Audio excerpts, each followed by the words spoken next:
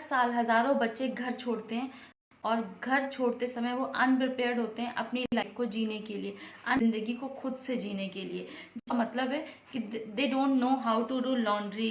जो काम जो उनके लिए खुद के अपने काम है वो भी उनको कैसे करने हैं उन्हें नहीं कोई इसका आइडिया। और उसके साथ में हम उन्हें भेज किसके लिए रहे, अपनी जिंदगी खुद से जीने के लिए, अपने पैरों पे खड़ा करने के लिए। तो ये दोनों पॉइंट अलग अलग नहीं है क्या? ये समस्या नहीं है? तो इसका समाधान क्या है और इसको कैसे हम समझें? काम नहीं करते तो काम के लिए हम रख लेंगे किसी को या फिर हेल्प ले लेंगे, but also don't know how कैसे प्रॉब्लम्स को सॉल्व किया जाए, कैसे फेलियर्स को हैंडल किया जाए और act like a small kid. और वो एक्ट करते हैं किसकी तरह? स्मॉल किड की तरह से। तो यहाँ पर बात सिर्फ काम की नहीं है, बात ये है कि हमने उनको रेडी ही नहीं किया, इंडिपेंडेंट नहीं किया। So hi friends, I am Neelam and you are watching Neelam's Parenting. I raise independent kids.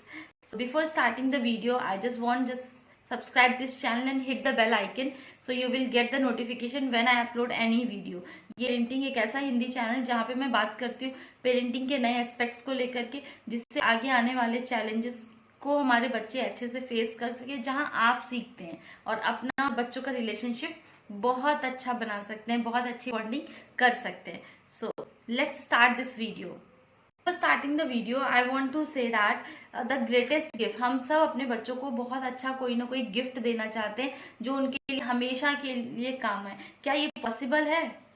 क्या ऐसा कोई गिफ्ट है जो कि हम उन्हें गिफ्ट करें और वो हर दिन उस गिफ्ट को एंजॉय करें, हर दिन, जब तक कि वो इस प्लैनेट पर है, जब तक कि वो इस दुनिया में है? Yes, the gift is here. Gift है जब वो इस घर को छोड़े या फिर वो आगे अपनी लाइफ में अपने पैरों पे खड़े हों तो वो सेल्फ सफिशिएंट हो, अपने आप में इंडिपेंडेंट हो। The biggest gift, it is a greatest gift जो हम बच्चों को दे सकते हैं। डेली अगर हमने उनकी हैबिट्स में ही वो चीजें डाल दी तो हैबिट्स ही वो एक ऐसी चीजें हैं जो उनको हर दिन हेल्प करेंगी। यकीन मानिए जब बच्चे बड़े होंगे, जब वो इस लायक होंगे तो वो आपको हर दिन उसके लिए थैंक यू बोलेंगे। This is the greatest gift what we can give to our children. कुछ बच्चे अपने आप ही वो डेली जो उनको काम आने वाले हैं, लेकिन कुछ बच्चे ऐसे भी होते हैं जिन्हें हमें उन्हें हेल्प करनी होती है, जैसे हम जिन्हें हमारी हेल्प की जरूरत होती है, जिन्हें हमारे कोच की जरूरत होती है। फॉर एग्जाम्पल जैसे हमने उनकी रीडिंग, राइटिंग और उसमें हेल्प की थी। तो yes, in this video I am talking about the whole aspects जो टीनेजर फेस करता है, यानी कि जब वो अपने घर से बाहर निकल रहे हैं उस टाइम पर जो वो फेस कर रहे हैं वो, और जो आज के बच्चे हैं छोटे, उनको हम कैसे रेडी करें कि वो आगे जाकर के जो टीन बने, टीन एज में आए तो वो सेल्फ इंडिपेंडेंट हो। उसके लिए हमें क्या करना चाहिए?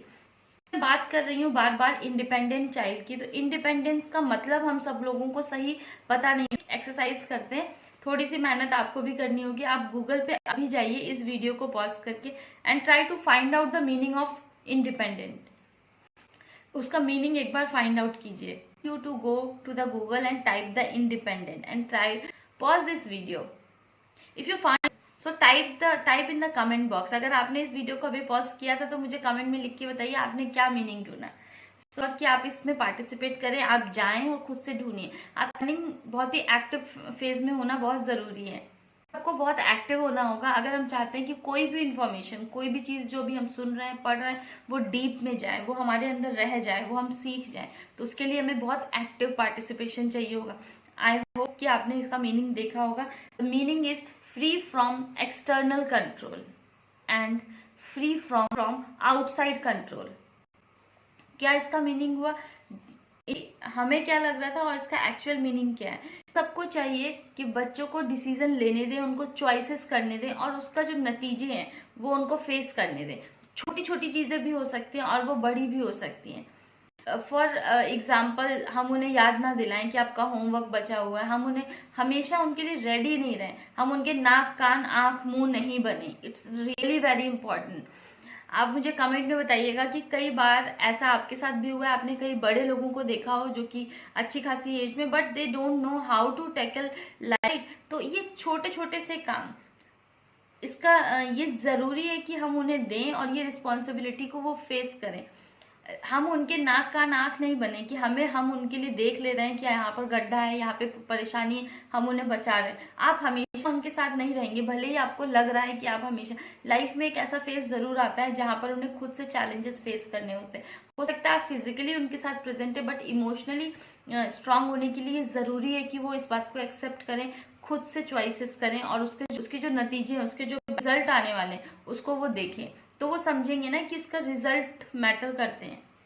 हमें बीइंग अ पेरेंट उनके हमेशा आसपास या हर चीज के लिए मौजूद नहीं रहना, ओवर मैनेज नहीं करना है। मैंने इसके लिए बात भी की है आपसे। एक ये पेरेंटिंग मिस्टेक है जब हम सब कुछ उनके लिए अवेलेबल करवा देते हैं, यानी कि सारी सिचुएशन में वो कंफर्टेबल है, they are not able to find any challenges in there. एकदम बीज की तरह से होते हैं।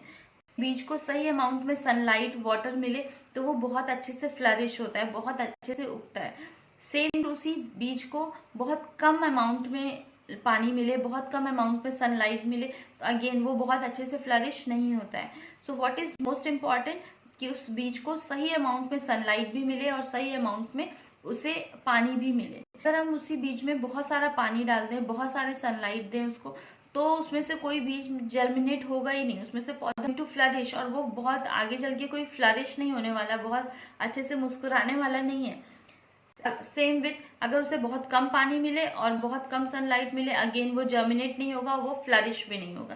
बिल्कुल इसी तरीके से बच्चों को भी बिल्कुल सही अमाउंट में पेरेंटिंग चाहिए होती है, ना बहुत ज्यादा ओवर मैनेज पेरेंट्स, ना ही बहुत कम कि आप उनको अवॉइड कर रहे हैं सर्टेन सिचुएशन। भी हम बच्चों को ओवर मैनेज करते हैं, सारी चीजें उनके लिए रेडी है, ओवर प्रोटेक्टिव हो जाते हैं उनके लिए। अगेन जैसे हमने बीच का एग्जांपल लिया था, जब हम उसमें ओवर वाटरिंग कर रहे थे, ओवर सनलाइट दे रहे थे, तो वो जर्मिनेट नहीं होने वाला था, फ्लरिश नहीं होने वाला था।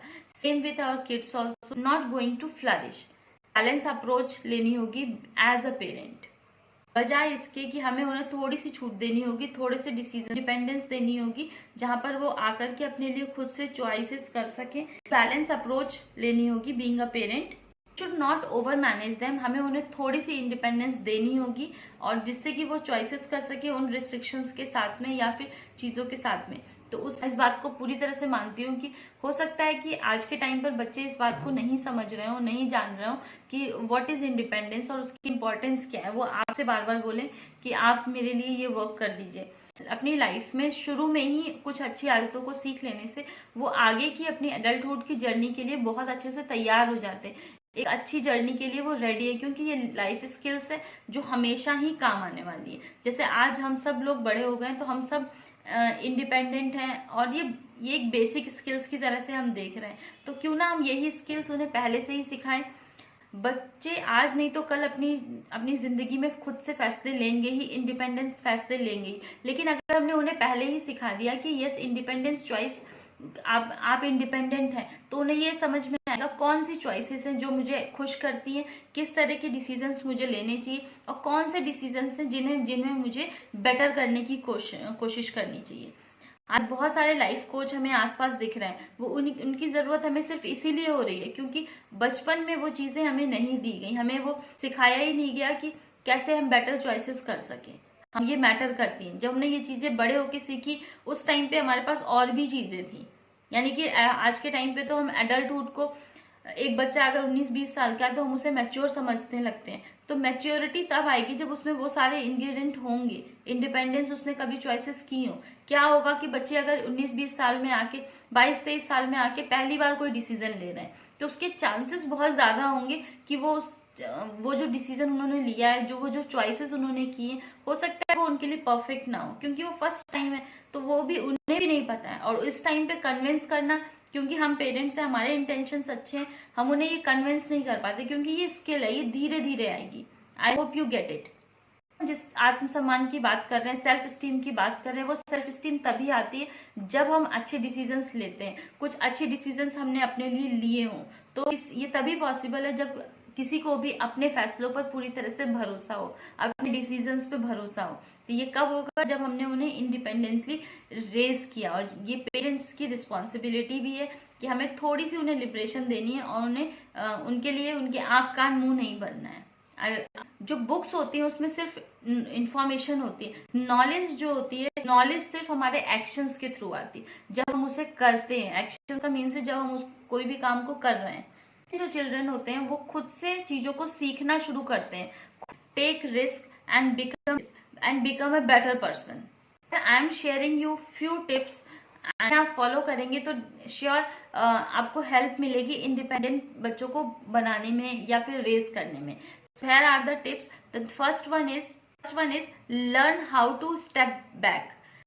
आपको पता होना चाहिए कि कब आपको पीछे रुक जाना है। जैसे आप वो स्कूल जा रहे हैं तो उनके लिए हर चीज एकदम से रेडी मत कर दीजिए, आपको स्टेप बैक रहना चाहिए। उन्हें भी चिंता है अपने होमवर्क की, क्योंकि उन्हें भी डांट पड़ेगी, या फिर आपने कितनी बार उनको रिमाइंड करवाया, कितनी बार आप एक ही चीज बोल रहे हैं उनसे।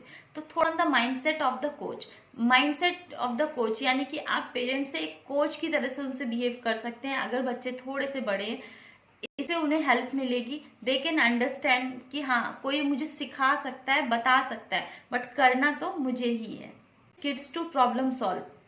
बच्चे जब भी हमारे पास कोई प्रॉब्लम लेकर के आए तो हमें उसे इंगेज करना है, उनसे बात करनी है, उसको लेकर के कोशिश करनी है कि वो खुद से प्रॉब्लम उसके सॉल्यूशंस को लेकर के आए या डिस्कस करें। लास्ट में सॉल्यूशन वो खुद ही दें। मोस्ट इंपॉर्टेंट थिंग कि विलिंग टू एक्सेप्ट फेलियर्स। हम सब अपनी लाइफ में कई बार फेल होते हैं, कई बार डीमोटिवेट फील करते हैं, और इट्स टोटली फाइन। ये जरूरी है बच्चों को बताना, उन्हें थोड़ा सा अगर वो फेल हो रहे हैं, कभी वो डीमोटिवेट फील कर रहे हैं, इट्स ओके। वो एक फीलिंग है, एक इमोशन है, वो होने दीजिए।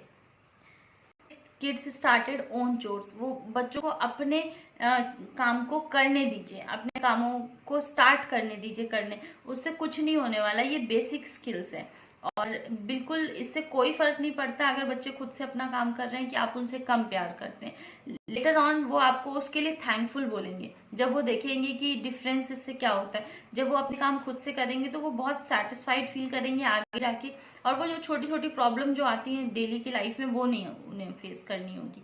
तो I think it is a greatest gift. And very important is teach kids और लाइफ एसेंशियल, यानी कि लाइफ की सबसे बड़ी जरूरतें क्या हैं। जैसे मनी मैनेजमेंट, हमें बच्चों को छोटे से ही सिखाना बहुत जरूरी है कि money management is very important, how to save, how to spend money wisely.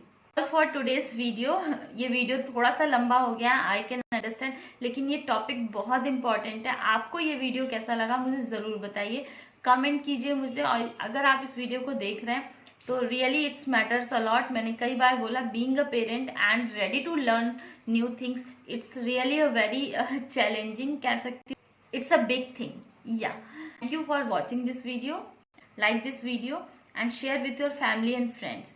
It's important. कई बार ऐसा भी होता है, मेरे पास कुछ मेल्स आए हैं जिसमें जब मैं उन्हें समझा रही हूँ तो कई बार मैंने इंग्लिश वर्ड्स यूज किए। तो अगर आप इस वीडियो को देख रहे हैं और आपको ये समझ में आ रहा है तो प्लीज आप अगर किसी को दिखाना चाह रहे हैं और अगर उन्हें कोई प्रॉब्लम हो रही है, प्लीज डिस्कस विथ देम, उन्हें समझाने की कोशिश कीजिए मैंने क्या बोला है, और मुझे कमेंट में बताइए तो मैं उसमें भी इम्प्रूवमेंट लेके आने की कोशिश करूंगी। नाउ अब ये पूरा वीडियो हिंदी में है बिकॉज मुझे बार बार ये आ रहा था कि आप हिंदी में वीडियो बनाइए। तो यस, दिस इज इट।